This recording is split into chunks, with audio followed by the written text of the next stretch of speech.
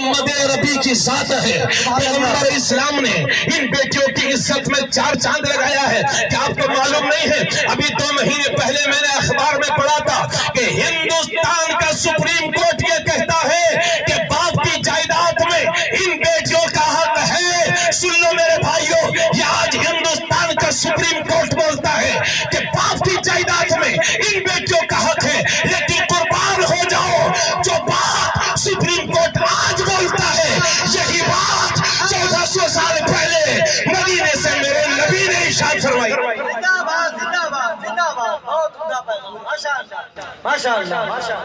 اس لیے لمبے لمبے جہیز دینے کے بجائے اپنی بیٹیوں کا تمہاری جائیداد میں جو حق ہوتا ہے وہ دیا کرو۔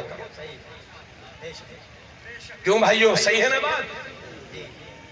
جہیز دینے کے بجائے جو تمہاری جائیداد میں تمہاری بیٹی کا حق آتا ہے، اگر ایک لڑکا ہے اور ایک لڑکی تو مال کے 3 حصے ہوں گے، 2 حصے لڑکے کو ملیں گے، 1 حصہ لڑکی کو ملے گا۔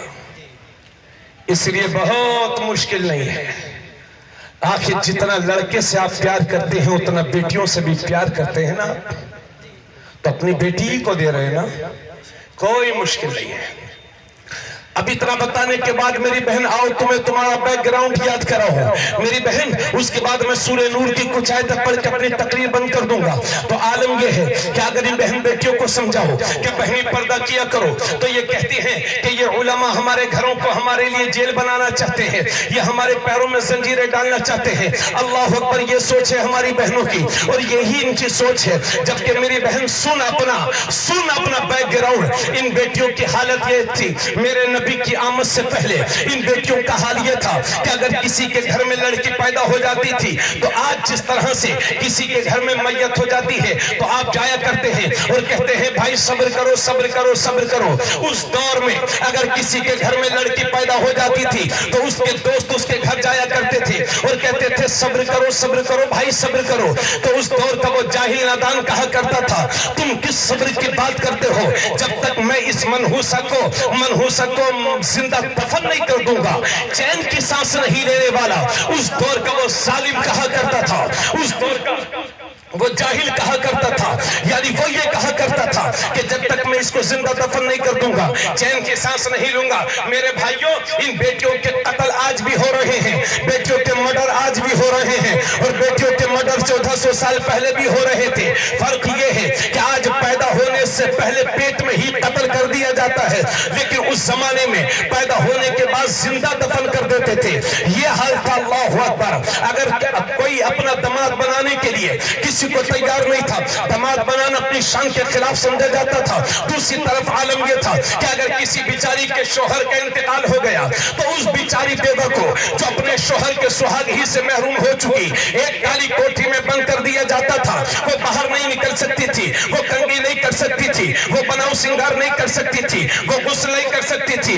اگر مر گئی تو مر گئی، پھر بھی زندہ بچ گئی۔ تو عرب کے وہ ظالم لوگ اس کے ساتھ یہ سلوک کیا کرتے تھے کہ اس بیچاری بیوہ کو جو اپنے سہاگ ہی سے محروم ہو چکی ہے، گدھے پہ بٹھا کر کے، منہ پہ کالک لگا کر کے مکے کی گلیوں میں گھمایا جاتا تھا۔ یہ حال تھا میری ان بہنوں کا، یہ حال تھا میری ان بیٹیوں کا، یہ حال تھا میری ماموں کا۔ چھوٹی چھوٹی بچیوں کی آتمائیں مچلی، کلیجے دھڑ گئے، چھوٹی چھوٹی بچیاں رو رو کر کے کہہ رہی تھی پروردگار عالم کب تک ہماری عزتوں کا جنازہ نکلتا رہے گا، پروردگار کب تک ہم کو زندہ دفن کیا جاتا رہے گا، پروردگار عالم کب تک ہم کو ذلت بھری نظروں سے دیکھا جاتا رہے گا۔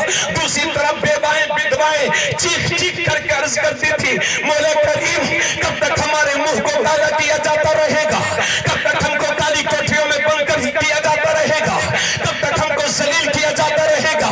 مولا زحمت بہت ہو گئی ہے، اب تو کوئی رحمت والا رسول بھیج دے، اب تو کوئی رحمت والا رسول بھیج دے۔ اور چھوٹی چھوٹی بچے رو رو کر کے کہتی تھی مولا ذلت بہت سہلی ہے، اب تو کوئی عزت دینے والا رسول بھیج دے، اب تو کوئی عزت دینے والا رسول بھیج دے۔ تو چھوٹی چھوٹی بچیوں کی آنکھیں بیواؤں کی چیخیں باب اجابت سے ٹکرائیں تو اللہ کا کرم ہوا، اور 12 ربیع الاول شریف کے موقع پر مکے کی دھرتی پر میرا نبی دنیا میں تشریف لاتا ہے۔ اتہاس بولتا ہے کہ 25 سال کا کنوارا ہے میرا نبی، اتہاس بتاتا ہے، تاریخ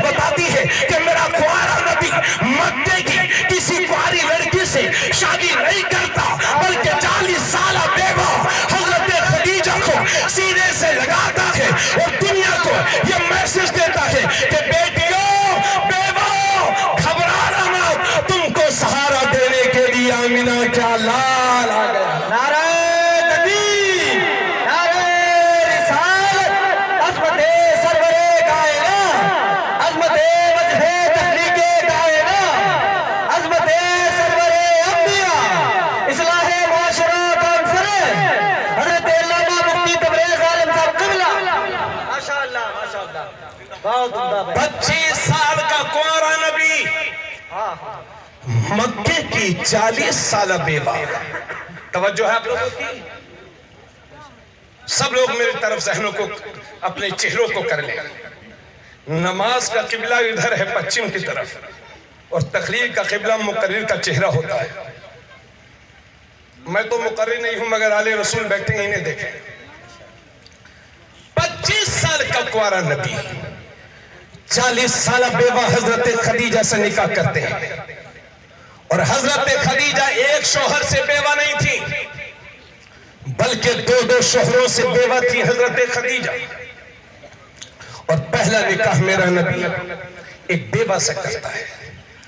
आज लोग मुसलमानों के बच्चों से मजा लेते हैं जी, मजाक करते हैं। क्या कह रहे भाई अब्दुल रहमान, तुम्हारे नबी ने तो 11 शादियां की हैं।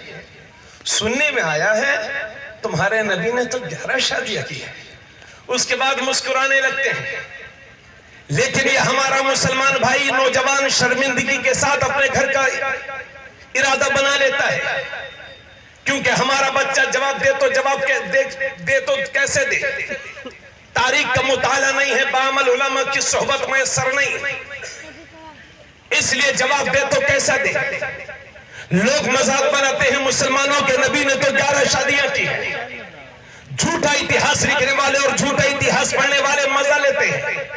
मुसलमानों के नबी ने तो 11 शादियां की हैं। सुन लो मेरे बच्चों, मेरे अजीजों, अरे मेरी बहन तुम भी सुन लो, मेरी कौम के बुजुर्गों तुम भी सुन लो, सारा मजमा सुन ले, याद रखो। हाँ, इसमें कोई सच्चाई है। अगर कोई तुमसे कहे कि तुम्हारे नबी ने 11 शादियां की हैं, तो फिक्र मत करना, इसके 2 जवाब हैं। पहला जवाब ये देना, कोई कहे कि तुम्हारे नबी ने 11 शादियां की हैं, तो आप कहना कि हमारे नबी ने शादियां ही तो की हैं, जिना करके जेल थोड़ी गए थे। अल्लाहु अकबर, जिना करके जेल थोड़ी गए थे। और दूसरी बात, दुनिया को यह भी बताना होगा कि मेरे नबी ने जो 11 निकाह किए हैं, जो 11 शादियां की हैं, उनमें सिर्फ एक ही कुंवारी थी, उनका नाम है हजरत आयशा। बाकी जितनी थी या तो मुतल्लका या बेवा। मतलब यह है कि जिसका सहारा रूठ गया, उसे मदीने वाले ने सहारा दे दिया। जिंदाबाद जिंदाबाद जिंदाबाद, माशाअल्लाह। याद रखना, इस बात को भूलना मत। माशाअल्लाह। मेरे नबी ने 11 शादियां जानते हो क्यों की हैं? जब तक हजरत खदीजा मेरे नबी के निकाह में थी, तब तक मेरे नबी ने कोई दूसरी शादी नहीं की थी। लेकिन अरब के लोग, उनके कल्चर और तहजीब में यह बात थी कि वो रिश्तेदारी पर बहुत ज्यादा मरा करते थे। तो इसलिए नबी ने ज्यादा निकाह किए ताकि रिश्तेदारी बढ़े, ताकि इस्लाम बढ़े। और दूसरी वजह यह कि कुछ सहाबा, नौजवान सहाबा, उनके शौहर जंगों में जाके शहीद हो गए, तो फिर उन बेसहारों को सहारा कौन देता? मेरे नबी ने उन्हें शरफ ज़ौजियत बख्शा, और कयामत तक के लिए वो औरतें मुसलमानों की मां बनी। सुभान अल्लाह, जोर से बोलो। अब बिल्कुल जहनों को करीब करना मेरी बहन, और मजमे में हाजिर एक एक फर्द मेरी बात को तवज्जो से सुनेंगे। अब अर्ज यह है कि जिस पैगंबर ने तुम पर इतना एहसान किया है, और याद रखना ये सिर्फ औरतों के लिए तकरीर नहीं है, मर्दों के लिए है, क्योंकि जिस घर का मर्द बिगड़ा हुआ होगा, फिर उस घर की औरतें क्या करेंगी? और उसकी और एक वजह और भी है, अगर ये औरतें मार्केट में और मजार शरीफ में और शादियों में बेपर्दगी का मुजाहरा कर रही हैं, तो इसके पीछे भी घर के लोगों का, मर्दों का हाथ होता है। अगर वो छूट न दे, आज का बच्चा नौजवान शराबी, जुआरी, कबाबी बन रहा है, तो मैं उसको बाद में उसको शराबी, कबाबी, जुआरी मानता हूं। मुझे लगता है उसकी माँ ने उसकी सही से परवरिश ही नहीं की है। इसलिए माओं की गोद बच्चों का सबसे पहले स्कूल और मदरसा। तो मैं ये अर्ज कर रहा हूं कि जिस